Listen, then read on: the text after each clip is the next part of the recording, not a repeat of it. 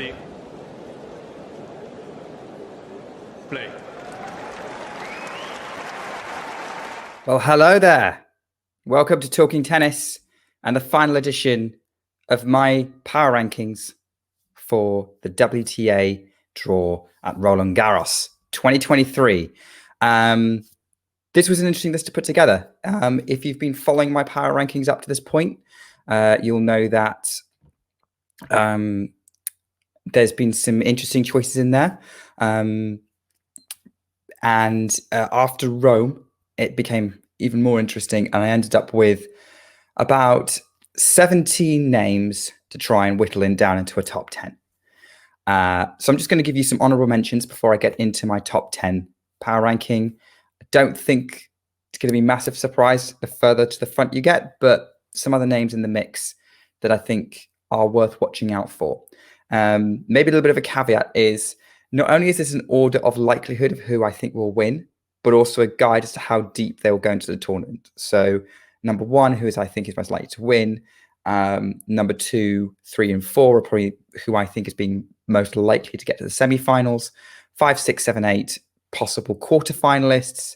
9 and 10 potential quarterfinalists likely to go into the second week. And then my honorable mentions being, you could see these as wildcard contenders. Definitely keep an eye on them going into the second to make the second week of Roland Garros. So here's some honorable mentions. Anastasia Potapova has to be an honorable mention, given she was on my power rankings after Madrid, but didn't really perform in Rome. We also have, I'm going to just rattle through these. Belinda Bencic has to be on the list if she's fit and she's playing. And Helena Kalinina, the Rome finalist, cannot rule her out for repeating her heroics in Rome. Zhang Qinwen, clearly comfortable on clay. Paula Badosa, gaining strength. Jessica Pegula, traditionally seen as the bastion of consistency up to this point. And Coco Gauff, last year's Roland Garros finalist. Those are the honorable mentions. But who's the top 10? Number 10, John's favorite, Maria Sakkari. Maria Sakkari, obviously semi-finalist in 2021, 1 point away from being in the final that year, and could well have been the eventual winner of the tournament had Barbora Krejcikova not pulled out something special on that Thursday in Paris. Sakkari's had a couple of decent results this clay court season. Of note, I think the main thing being that semi-final run in Madrid. And actually, you'll probably see a lot of the sort of semi-finalists from the 1000s and the finalists from the 500s in this list. Spoiler, apart from Kalinina. Sakkari, I think, has the physicality to do well. She's hopefully confident and clearly very comfortable at Roland Garros. I think that she has to be in the top 10 right now, but only on the very end of it. Number 9, here purely because she's so unpredictable, Yelena Ostapenko. Semi-finalist in Rome, 2017 Roland Garros champion. Actually has really looked like winning Roland Garros again since that 2017 title, oddly. Clearly having the best 2 weeks of her career. Part of me was debating about this, but her pedigree and recent form suggests that she's got something special in her. I do think she's going to win at least a couple of matches. And if she does that, then I think she could do what she did, sort of similar to how her Wimbledon went last year, where she got to the Eastbourne final and then went out in the 4th round. I could see her repeating something similar at Roland Garros with taking a Rome semi-final to a Roland Garros 4th round. But regardless, the tennis she played in Rome showed that why she's still a very, very dangerous player on the tour. Number 8, a name that I wasn't necessarily expecting to put in, but her last 16 appearance in Rome and her previous history of being a finalist at Roland Garros from 2019, and also the hype kind of being generated by our recent guest, Chimani Carroll, has kind of made me think that she deserves a place on this list. And it's number 8 is Marketa Vondrousova, who is currently unseeded. Would definitely be very much a dangerous draw for anyone in the early rounds. Very comfortable in slower conditions. We know this from obviously being a Roland Garros finalist and also being silver medalist at the Olympics, which although it wasn't on clay, was very, very slow conditions. Marketa Vondrousova is going to be a dangerous force in the Roland Garros draw, and that's why she has to be watched out for. Number 7, Daria Kasatkina. I know this is probably, again, an interesting choice. Kasatkina, semi-finalist in Roland Garros last year and reached the last 16 in both Madrid and Rome. And it's actually that last 16 appearance that kind of pushed it into keeping her in the top 10 in Rome, because I find that last 16 appearances in Rome are generally a good guide for who's going to be strong at Roland Garros. And Kasatkina seems to have regained some of the form that she had that took into the top 10 last year. I'm not sure she'll make the semi-final again, but she's got a good chance of making at least last 16 again at Roland Garros, maybe even a quarterfinal. And her game is going to suit the courts of Roland Garros pretty well. I think she's going to be a nightmare matchup for most players in the draw, apart from maybe those immediately around her in these power rankings. Number 6, fellow Russian player Veronika Kudermetova. And this is due to 2 semi-final appearances in the clay court season, Madrid and Rome, losing to both the finalists both times, the eventual losing finalists, Swiatek and Kalinina.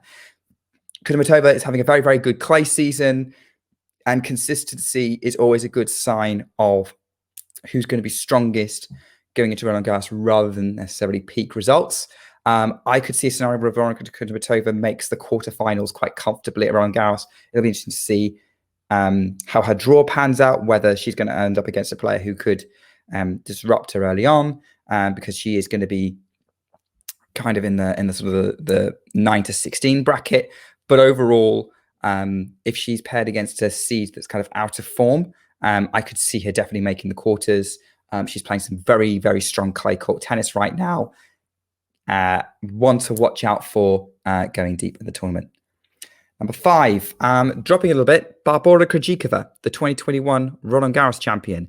And she's dropped because of some rather underperforming results in Roland Garros. Obviously, she lost to Petra Martic in Madrid, and then in Rome, she actually ended up losing in the 3rd round to Elena Ostapenko in what was a very, very odd match, and she was clearly put off by the crowd. Krejcikova is obviously trying to pitch herself as being in the mix with the current leading 3 players on the WTA tour. She's probably still very much a threat at Roland Garros. That's why she's number 5. But maybe just lacking a little bit of form, despite her impressive win in Dubai earlier this year, again on hard. So Barbora Krejcikova, dangerous player in the mix. I don't fancy her going deep enough for a semi-final. It's really going to depend on the fitness and the form of the number 4 on this list, which is Ons Jabeur. Cannot deny that she had a bit of a rocket start to the clay court season, winning Charleston, semi-finals in Stuttgart, and then the whole thing got derailed by that injury that she sustained to her calf, I believe, if I can remember right. Might be it's her calf or her thigh. I think it was her calf. That ruled her out of Madrid, lost her a load of points, and then when she came back in Rome, she had a nightmare draw in that she got Paula Badosa in her opening match, who was in good form. So Jabeur's coming in a little cold, but maybe it's going to aid her recovery a little bit. And if she regains her confidence on clay, which she should do because she's very, very strong on natural surfaces, they really suit her much more varied game style. I can see a scenario where Ons Jabeur makes the semi-finals of Roland Garros, maybe even the final. We thought she wouldn't make the final last year, but then she was upset very early on by Magdalene. So maybe this is the year that she kind of fulfills that potential. Definitely a finalist in the making if she is fit. Right, we're into the top 3, and I think you've probably worked out who the 3 are. They are the 3 who have won the 3 most recent big clay court titles. They are also the 3 players who are kind of dominating the headlines in the WTA Tour. The 3 players who at least one of them has made every final, big final. So that's Grand Slam or 1000 this year. But what order are they going to be in? And that's the bit that's going to surprise you, I think. Number 3 on the list is Aryna Sabalenka.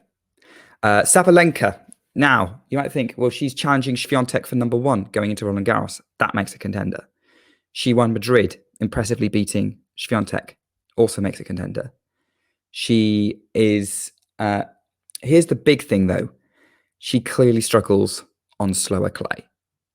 We saw that with her loss to Kenin in Rome. Now, there were some mitigating factors. Sabalenka may have been dealing with some fatigue.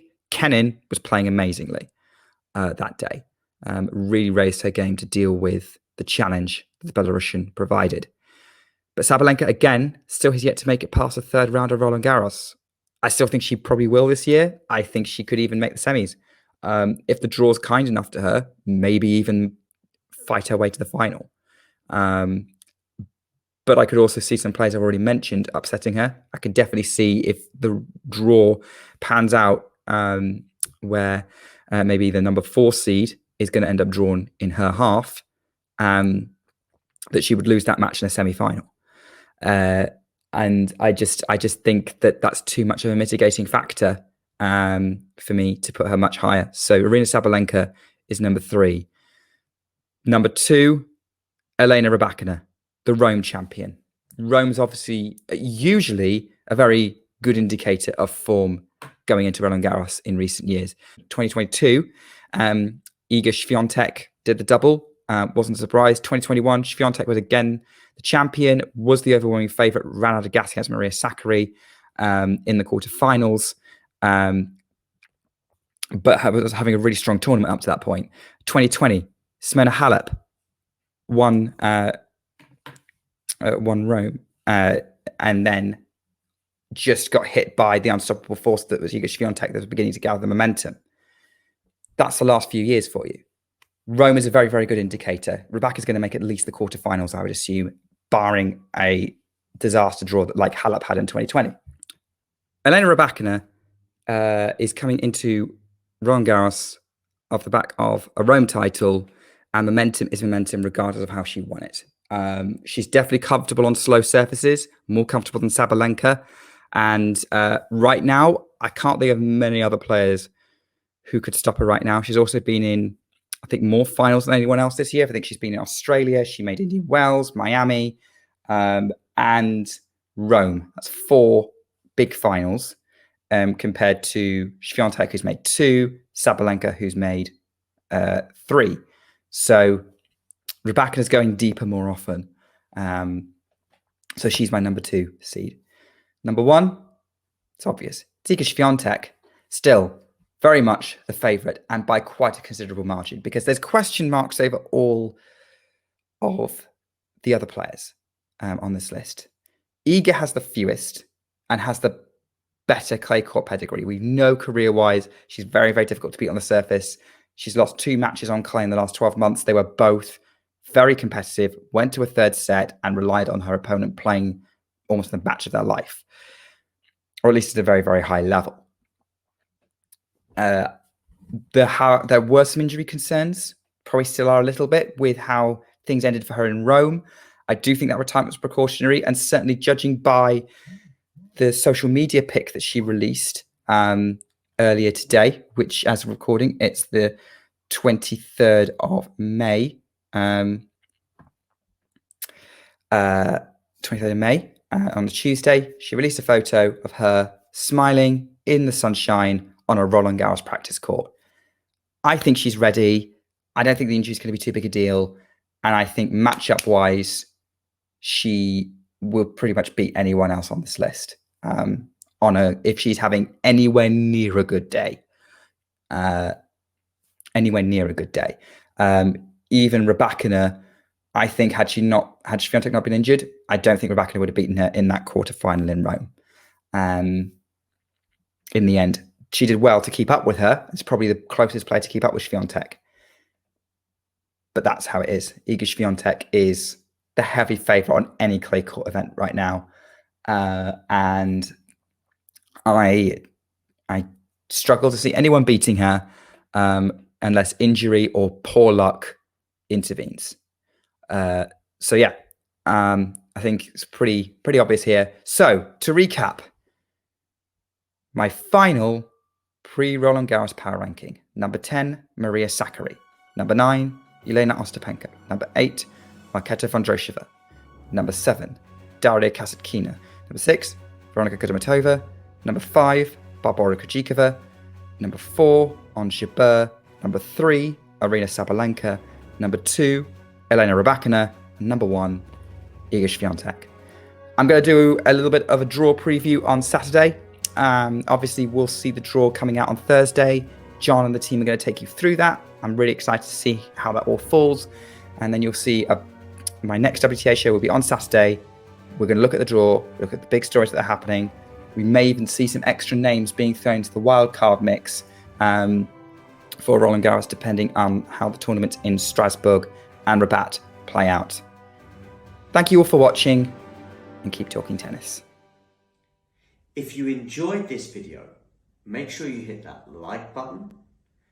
Don't forget to subscribe and click that notification bell so you don't miss out on all things tennis.